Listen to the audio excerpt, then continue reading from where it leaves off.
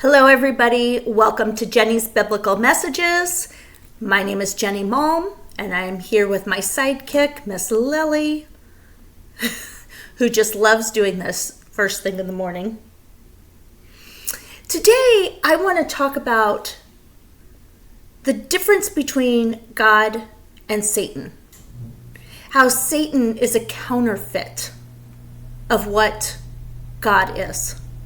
Counterfeit refers to something that imitates something genuine with the intention to deceive. Satan is the counterfeit. It's just like if you're dating somebody and they seem really good, but they're really the counterfeit of the person you are supposed to marry. Think about that sometimes.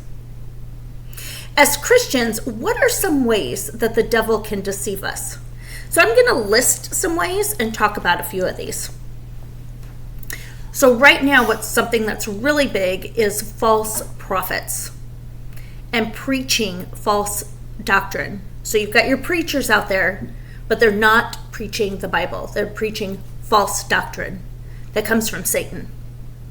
Astrology, mediums and psychics. Those are things that we go to get advice or answers when we should be going to just the Holy Spirit. Our thoughts can deceive us. Demonic voices in your mind. If you have any other voice besides God or your own, it's demonic. And we've talked several times about how to understand if it is God or if it is the devil, and I'm sure I will talk about that some more, but you can go back and look at other videos. Distorting reality, flattery, lies, helpful advice, but they always lead you astray. How about pride and manipulation? Pride is powerful, you guys. If you have pride inside of you, that is the devil trying to lead you astray. Hosea 4:6 says, "My people are destroyed for lack of knowledge." That's all I'm trying to do here, is I'm trying to give you more knowledge. I'm trying to help you so that you know the difference, so that you have a personal relationship with God. Knowledge is powerful. But ignorance is lacking knowledge or information. Ignorance does not mean you're stupid. It means that you just don't know. You just don't have the information. You don't have the knowledge. The knowledge is the power. As I was going through and studying about this, I came across something that Billy Graham once wrote, and I would like to read this to you. Satan is the great deceiver. He is crafty and clever, disguising his lies as truth. For his deceptions to be successful, they must be so cunningly devised that his real purpose is concealed. Satan likes to hide.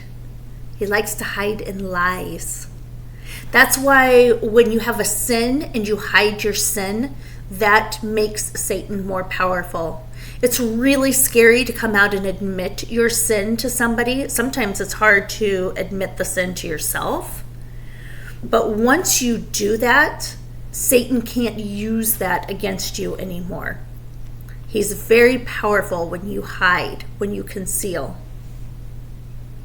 This is manifested even in spirits of people.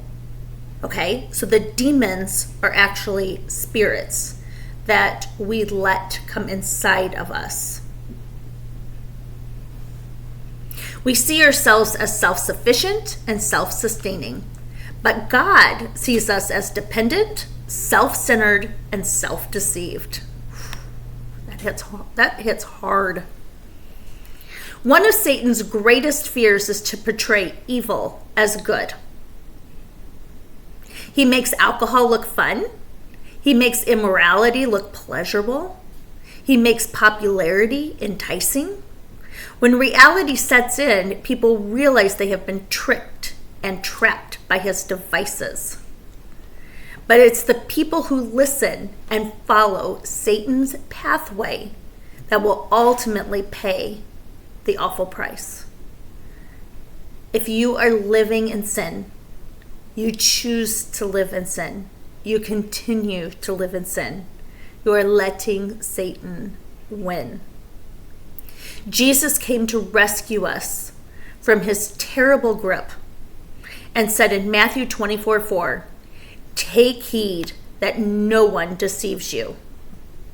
We must pray for God to give us the spirit of discernment, and through the reading of his word, he will give us understanding. I always say, if you want a relationship with God, you must worship, pray, and read his word. If you don't know his word, then Satan will deceive you. He loves us to be ignorant or have lack of knowledge. And I want you to remember today that truth is freedom. Truth is freedom. It's the ultimate freedom.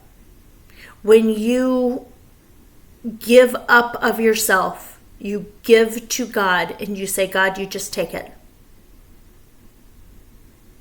It's freedom. I'm telling you, you do it for yourself. You do it for your family. You do it for anything that you're worried about or that's bothering you, your job, your home, your finances. You give it up and you give it to him. And I'm going to tell you what, there is freedom and power in giving it to God. Freedom and power in the truth of his word. I hope this message blesses you today. Have a great day.